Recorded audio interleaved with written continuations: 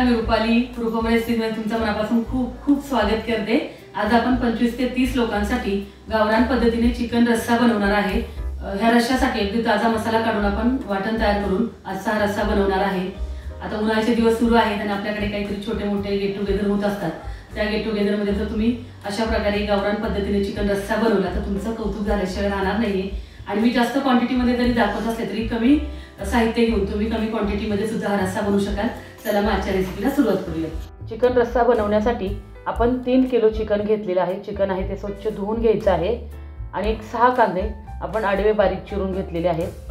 पाव गड्डी घेतलेली आहे कोथिंबीर, 70 ग्रॅम लसूण घेतलेला आहे, 40 ग्रॅम आलं घेतलेलं आहे। त्याची आपल्याला चांगली पेस्ट बनवून घ्यायची आहे। आता या चिकन मध्ये आपण 3 चमचे हळद घालणार आहे।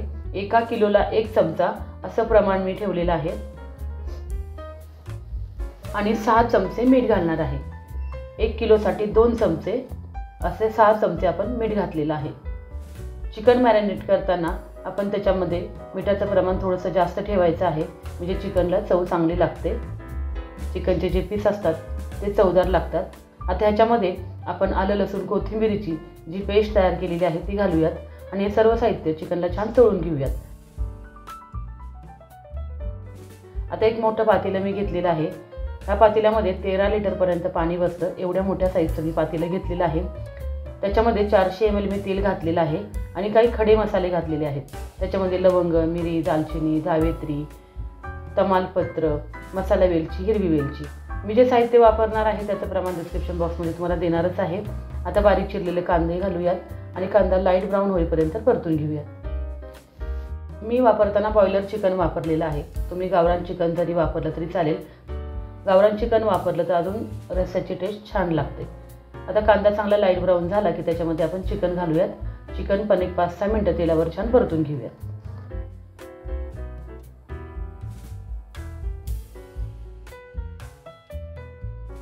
एक 5 ते 6 मिनिटं आपण चिकन छान परतून घेतलेलं आहे। आता यावर आपण झाकण ठेवूया आणि त्या झाकणावरच आपण पाणी घालायचं आहे आणि हे पाणी गरम झालं की तेच पाणी आपल्याला चिकनमध्ये घालायचं आहे। अशा पद्धतीनेच चिकनमध्ये पाणी घालायचं आहे। आता ताटामधलं पाणी छान गरम झालेलं आहे। गरम झालेलं पाणी आपण चिकनमध्ये घालूयात, म्हणजे आपलं चिकन छान शिजेल। आता परत एकदा मी त्याच्यामध्ये पाणी घातलेलं आहे। असं करूनच चिकन शिजण्यासाठी मी पाणी घातलेलं आहे। टोटल 5 लिटर मी पाणी या चिकनमध्ये घातलेलं आहे शिजण्यासाठी। आता चिकन शिजण्यासाठी आपण साईडला ठेवून देऊयात, तोपर्यंत आपण मसाला तयार करून घेऊयात। आपल्याला आता मसाल्यासाठी काय काय साहित्य लागणार आहे ते पाहूयात। आपण धणे घेतलेले आहे 2 चमचे, जिरे 1 चमचा, शहाजिरे 1 चमचा घेतलेली आहे, बडीशेप आपण 1.5 चमचा घेतलेली आहे, खसखस 2 चमचे घेतलेली आहे, पांढरे तीळ घेतलेले आहेत 5 चमचे, खोबरं आपण एक अख्खा गोटा घेतलेला आहे, आलं घेतलेलं आहे 30 ग्रॅम, लसूण घेतलेला आहे 50 ग्रॅम आणि अर्धा किलो आपण कांदे घेतलेले आहेत। आता खडे मसाल्यामध्ये आपण घेतलेला आहे तमालपत्र, एक 5-6 पानं आपण तमालपत्राची घेतलेली आहेत, 1 चमचा मिरे, 1 चमचा लवंग, 4 आपण घेतलेली आहे मसाला वेलची, एक 5-6 आपण घेतलेल्या आहेत हिरवी वेलची, 2 तुकडे जावेत्री, 1 तुकडा मावेत्रीचा घेतलेला आहे, 2 स्टार फूल घेतलेले आहेत, दालचिनी घेतलेली आहे, दगड फूल आणि आपण त्रिफळा घेतलेला आहे। आणि आता मिरचीमध्ये आपण लवंगी मिरची आणि बेडगी मिरची घेतलेली आहे 30-30 ग्रॅम। मिरचीचं प्रमाण तुमच्या आवडीनुसार ठेवा, पण जेवढं मी प्रमाण दिलेलं आहे तेवढं 30 लोकांच्या क्वांटिटीज बरोबर आहे। आता सुरुवातीला आपण खडे मसाले आहेत ते थोडेसे गरम करून घ्यायचे आहेत। मसाल्यांचा अरोमा यायला लागला की ते मसाले काढून घ्यायचे आहेत। आता आपण पांढरे तीळ भाजून घ्यायचे आहेत, त्यामध्येच खसखस घालायची आहे आणि छान खमंग अशी भाजून घ्यायची आहे। पांढरे तीळ आणि खसखस एकत्र भाजल्यामुळे खसखस जास्त उडत नाही।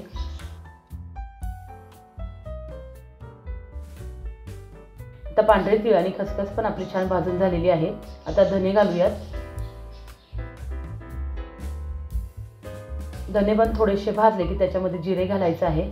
जिरे आणि धने एकत्र छान भाजून घ्यायचे आहेत। आता ह्याच्यामध्येच आपण घालायची आहे बडीशेप। लक्षात ठेवायचे बडीशेप आपल्याला जास्त भाजायची नाहीये, हलकीशी गरम करायची आहे। शहाजिरे पण भाजायचे नाहीयेत, फक्त थोडेसे गरम करून घ्यायचे आहेत। त्यामुळे सुरुवातीला मी धने आणि जिरे थोडे भाजून घेतल्यानंतर त्याच्यामध्ये बडीशेप आणि शहाजिरे घातलेले आहे। आता आपले साहित्य भाजून झालेलं आहे। आता ह्याच्यामध्ये आपण ज्या मिरच्या घेतलेल्या आहेत त्या घालूयात आणि अगदी थोडंसं तेल घालून ह्या मिरच्या आपण तेलावर छान भाजून घेऊया. हा ताजा मसाला आपण जो बनवतोय त्यामुळेच आपला चिकन रस्सा खूप छान लागतो.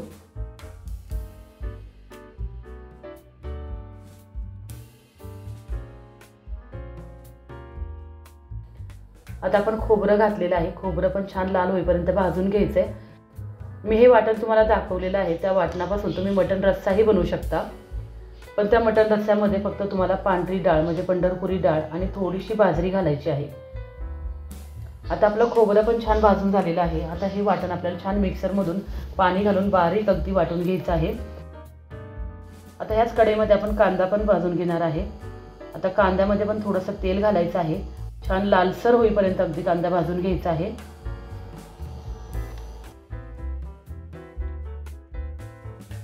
तर अशा पद्धतीने आपला कांदा भाजून झालेला आहे. तुम्हाला दिसत असेल अगदी लाल हा कांदा मी भाजलेला आहे.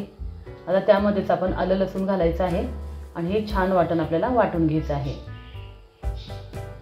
सुरुवातीचं वाटण आणि हे वाटण आपल्याला सेपरेट वाटायचं आहे.